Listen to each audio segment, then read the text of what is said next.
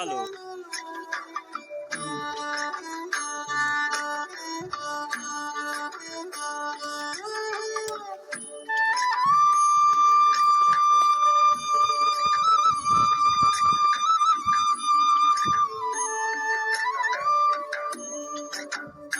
अस्सलामु अलैकुम नाज़रीन, उम्मीद है आप सब खैरियत से होंगे।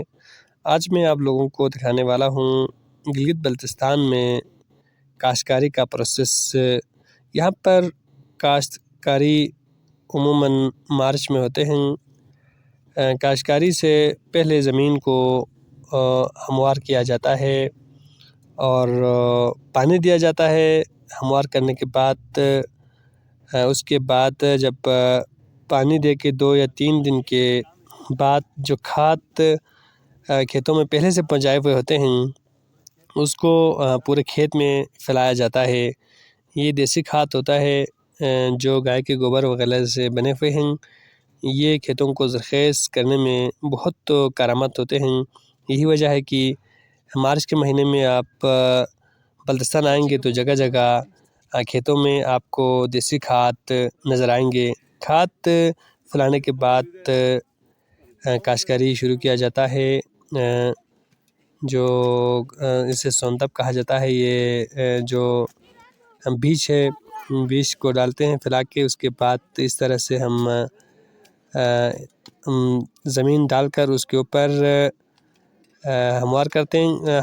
हल भी चलाते हैं। अभी ज़ो न होने की वजह से लोग इस तरह से भी काम करते हैं। उमूमन लोग को ट्रैक्टर की मदद से काश्तकारी करते हैं, लेकिन अब भी हमारे गाँव में ज़ो की मदद से हल चलाया जाता है, जो कि कदीम तरीक़ा है, रिवायती तरीक़ा।